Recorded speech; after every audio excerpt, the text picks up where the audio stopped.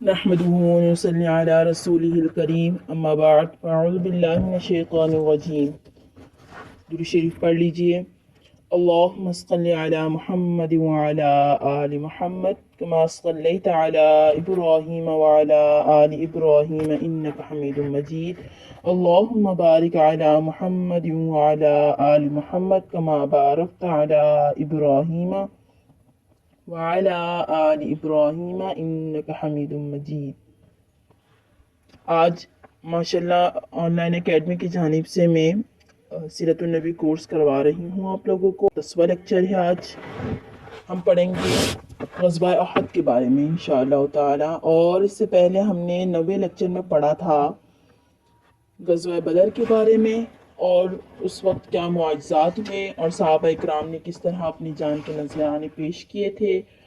اور اس کے علاوہ ہم نے پڑھا تھا کہ حضرت حفصہ اور حضرت زینب رضی اللہ تعالی عنہ کا نکاح جو ہوا تھا۔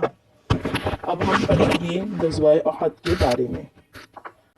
غزوہ احد مدینے کے قریب ایک پہاڑ ہے جس جگہ جہاد ہوا ہے۔ اسی جگہ حضرت ہارون علیہ السلام کی قبر بھی ہے۔ یہ باتفاق جمہوری شوال 3 ہجری میں ہوا، اور تاریخ میں مختلف اقوال بھی ہیں کہ 7، کوئی کہتا ہے 8، کوئی کہتا ہے 9 اور 10 اور 11 شوال بھی کہتے ہیں۔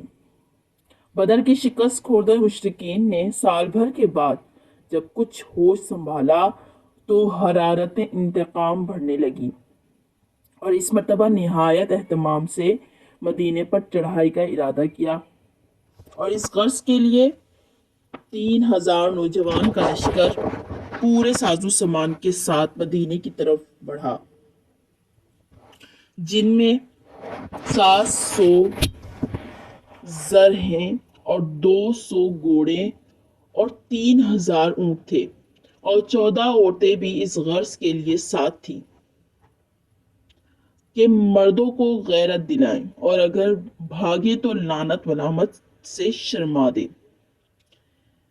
ادھر حضرت صلی اللہ تعالی علیہ وسلم کے چچا حضرت عباس رضی اللہ تعالی عنہ جو اس وقت اسلام لا چکے تھے مگر ابھی تک مکہ ہی میں مقیم تھے، انہوں نے فوراً تمام حالات لکھ کر ایک تیز رو قاصد کی ہاتھ حضرت صلی اللہ علیہ وسلم کے پاس بھیج دیے۔ آپ صلی اللہ علیہ وسلم کو اطلاع ہوئی تو فوراً 2 آدمی تحقیق حالات کے لیے بھیجے۔ دیکھیں آج کل ہمارے یہاں کیا ہوتا ہے، اس سے ہمیں کیا ملتا ہے سبق، کہ حضور صلی اللہ علیہ وسلم کے چچا جان ان کو کہہ رہے ہیں کہ ایسے ایسے پورے مشرکین مکہ جو ہے لڑائی کے لیے آ رہے ہیں، مگر حضور صلی اللہ علیہ وسلم نے تحقیق کے لیے بھیجے 2 آدمی کہ یہ خبر صحیح ہے کہ نہیں، ٹھیک ہے نا، جو حضور صلی اللہ علیہ وسلم کے چچا جان نے فرمایا۔ یہاں پر ہمیں یہ سبق ملتا ہے کہ کوئی بھی کچھ کہے تو اس کی تحقیق ضرور کر لیں خود سے، یہ نہیں کہ ہم اسی بات پر یقین کر کے بیٹھ جائیں۔ اس طرح بہت بڑے بڑے لڑائی بھی ہوا کرتے ہیں۔ چلیں اپنی مقصد کی طرف چلتے ہیں۔ چونکہ شہر پر حملے کا اندیشہ تھا، ہر طرف پہرے بٹھا دیے گئے۔ صبح کو آپ صلی اللہ علیہ وسلم اور صحابہ رضی اللہ تعالی عنہ سے مشورہ کرنے کے بعد 1000 صحابہ رضی اللہ تعالی عنہ کی جماعت کے ساتھ مدینے سے باہر تشریف لائے، جن میں عبداللہ بن ابی منافق، اس کے ساتھ 300 ہم خیال منافقین بھی شامل تھے، مگر یہ سب کے سب راستے ہی سے واپس ہو گئے، اور اب مسلمانوں کا لشکر صرف 700 ہی رہ گیا۔ تو مدینے سے نکل کر جب فوج کا جائزہ لیا گیا تو کمسن بچے واپس کر دیے گئے، مگر بچوں میں جہاد کا ذوق اور شوق کا یہ عالم تھا کہ جب رافع بن خدیج رضی اللہ تعالی عنہ سے کہا گیا کہ تمہاری عمر کم ہے، تم واپس جاؤ، تو پنجوں کے بل تن کر کھڑے ہو گئے کہ اونچے معلوم ہونے لگے، چنانچہ وہ جہاد میں لیے گئے۔ سمرہ بن جندب رضی اللہ تعالی عنہ جو ان کے ہم عمر تھے، جب انہوں نے دیکھا تو عرض کیا کہ میں تو رافع کو لڑائی میں پچھاڑ سکتا ہوں، اگر وہ جہاد میں لیے جاتے ہیں تو مجھے بدرجہ اولا لینا چاہیے۔ ان کے کہنے کے مطابق دونوں میں مقابلہ کرایا گیا۔ سمرہ رضی اللہ تعالیٰ عنہ نے رافع رضی اللہ تعالیٰ عنہ کو پچھاڑ دیا اور ان کو بھی جہاد میں لے لیا گیا۔ کیا اشاعت اسلام کو بزور شمشیر کہنے والے ان قربانیوں کو دیکھ کر بھی اپنے افطرا سے نہ شرمائیں گے؟ جو آج کل کہتے ہیں کہ شمشیر کے زور میں پھیلا ہے اسلام، تو وہ لوگ دیکھتے نہیں کہ کس طرح سے کفار مکہ اور اس کے علاوہ جتنے بھی کافر ہیں کس طرح چڑھائی کر جاتے ہیں ہمارے مسلمانوں پر۔ الغرض مقابلے پر پہنچ کر نبی کریم صلی اللہ علیہ وسلم نے سخت آرائی فرمائی۔ احد پہاڑ پشت کی طرف تھا، اس لیے اس کی طرف سے غنیم کے آنے کا احتمال تھا۔ آپ صلی اللہ علیہ وسلم نے 50 آدمی پہاڑ پر پہرے کے لیے کھڑے کر دیے اور ارشاد فرمایا کہ مسلمانوں کو فتح ہو یا شکست، مگر تم اپنی جگہ سے نہ ہلنا۔ لڑائی شروع ہوئی اور دیر تک گھمسان کی لڑائی کے بعد جب فوجیں ہٹی تو مسلمانوں کا پلہ بھاری تھا۔ قریش بدحواس ہو کر منتشر ہو گئے۔ مسلمانوں نے مال غنیمت جمع کرنا شروع کر دیا۔ یہ دیکھتے ہی وہ لوگ بھی اپنی جگہ چھوڑ کر یہاں آ گئے۔ جن لوگوں کو کہا تھا نا کہ 50 آدمیوں کو پہاڑ سے نہیں ہلنا، تو وہ لوگ اپنی جگہ چھوڑ کر نیچے آ گئے۔ جن کو عقب کی جانب پہاڑ کی نگرانی کے لیے مقرر فرما دیا تھا، ان کے امیر عبداللہ بن جبیر رضی اللہ تعالیٰ عنہ نے بہت منع کیا، مگر وہ یہ سمجھ کر کہ اب یہاں ٹھہرنے کی ضرورت نہیں رہی، یہاں سے ہٹ گئے، نہ رکے، اور یہاں صرف چند صحابہ رضی اللہ تعالی عنہم رہ گئے۔ یہ دیکھ کر خالد بن ولید نے، جو ابھی تک مسلمان نہ ہوئے تھے اور کفار کی طرف سے لڑ رہے تھے، پیچھے کی جانب سے دفعتاً حملہ کر دیا۔ عبداللہ بن جبیر رضی اللہ تعالیٰ عنہ اور ان کے باقی ماندہ چند ساتھیوں نے نہایت جان بازی کے ساتھ ان کا مقابلہ کیا۔ بالآخر سب کے سب شہید ہو گئے۔ اب راستہ صاف ہو گیا تھا۔ خالد اپنے دستے کے ساتھ مسلمانوں پر ٹوٹ پڑے اور دونوں فوجیں اس طرح مل گئیں کہ خود مسلمانوں کے ہاتھوں سے مارے گئے۔ مصعب بن عمیر رضی اللہ تعالیٰ عنہ شہید ہوئے۔ یہ چونکہ حضرت صلی اللہ علیہ وسلم کے مشابہ تھے، ان کی شہادت سے یہ مشہور ہو گیا کہ حضرت صلی اللہ علیہ وسلم شہید ہو گئے۔ اور بعض روایت میں ہے کہ کسی شیطان یا مشرک نے زور سے یہ آواز دی کہ محمد صلی اللہ علیہ وسلم قتل ہو گئے۔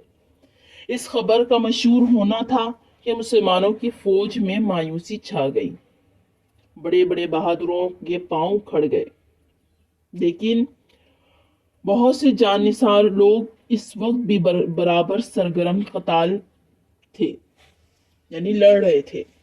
سب کی نگاہیں اسی کعبہ مقصود رسول اللہ صلی اللہ تعالی علیہ وسلم کو اشتیاق کے ساتھ ڈھونڈ رہی تھیں۔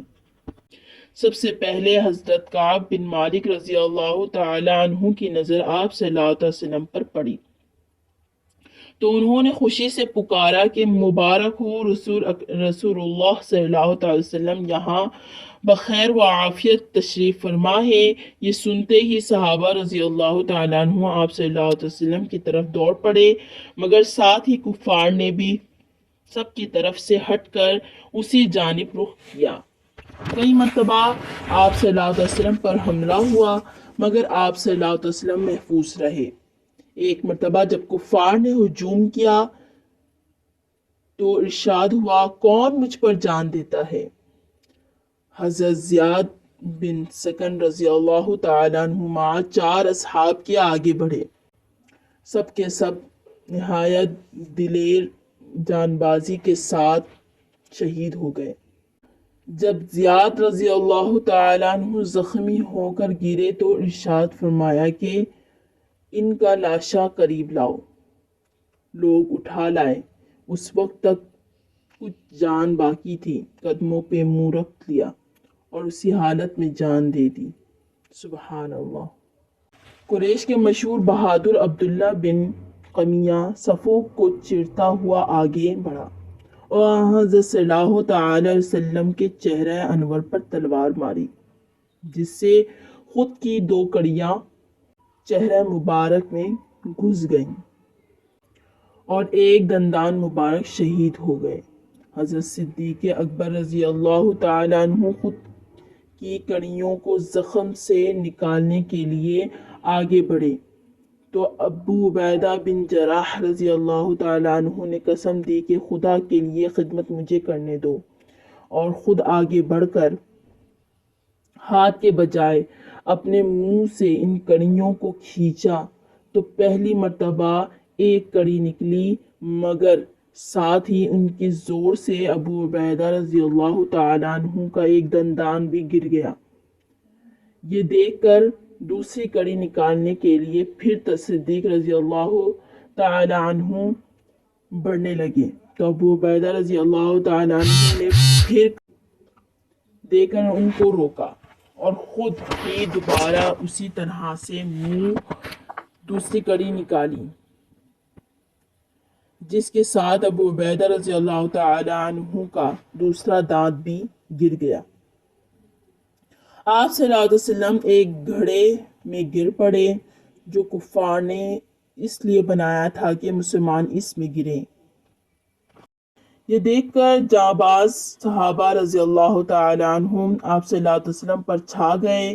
تیروں اور تلواروں کی بارش ہو رہی تھی، مگر یہ سب صحابہ رضوان اللہ تعالی عنہم اپنے اوپر لیتے تھے۔ اب حضرت ابو دجانہ رضی اللہ تعالی عنہ جھک کر آپ صلی اللہ علیہ وسلم کی ڈھال بن گئے، جو تیر آتا ان کی پشت میں لگتا تھا۔ حضرت طلحہ رضی اللہ تعالی عنہ نے تیروں کو تلواروں کو اپنے اوپر روکا، جس سے ہاتھ کٹ کر گر گیا، اور جنگ کے بعد دیکھا گیا تو ان کے بدن پر 70 سے زیادہ زخم تھے۔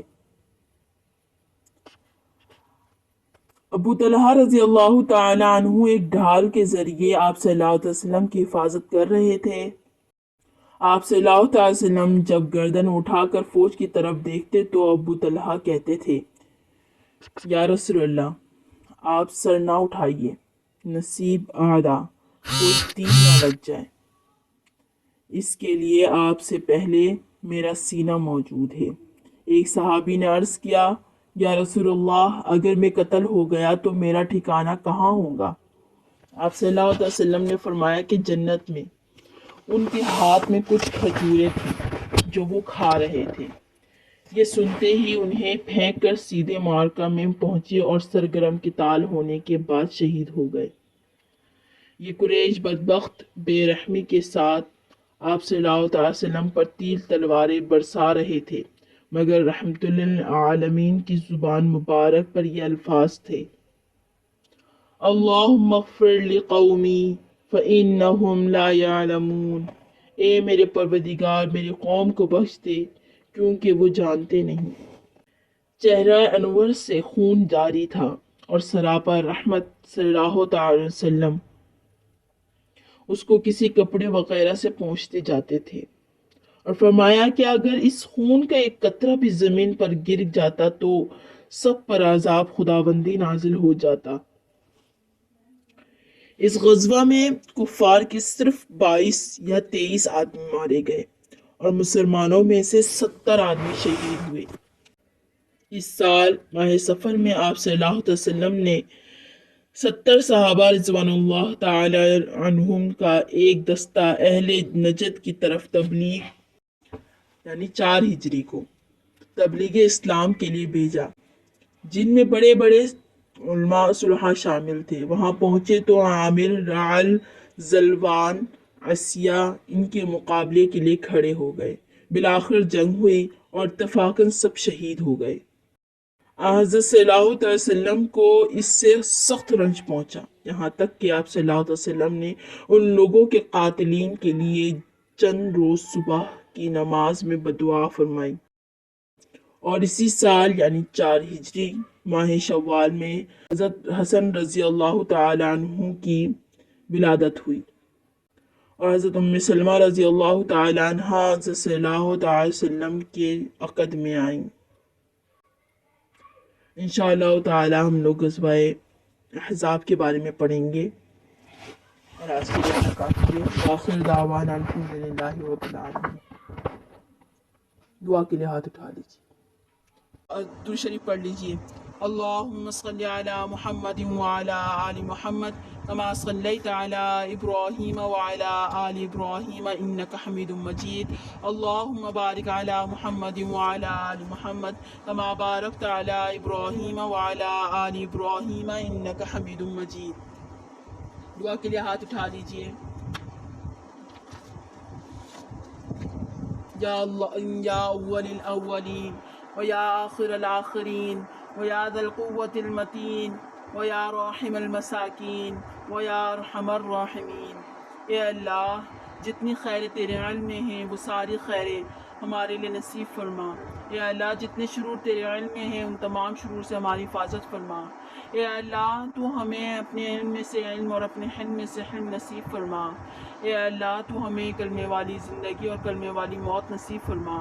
اے اللہ، تو ہمیں مانگنے کی توفیق عطا فرما۔ اے اللہ، تو ہمیں اپنے شوق میں اور اپنے خوف سے رونے کی نعمت نصیب فرما۔ اے اللہ، ہمیں مانگنا نہیں آتا، تو ہمیں بن مانگے عطا فرما۔ اے اللہ، تو ہمیں عافیت عطا فرما۔ اے اللہ، تو ہمارا مقدر بہترین بنا دے۔ اے اللہ، تو سارے عالم کے تمام مسلمانوں کے لیے ہدایت کا فیصلہ فرما دے۔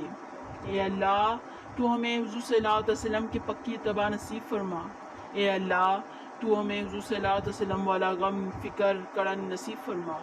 اے اللہ، تو ہمیں اپنے محبوب صلی اللہ علیہ وسلم کی ایک ایک سنت کو زندہ کرنے والا بنا، اور جو پڑھا ہے اس پر عمل کرنے والا بنا۔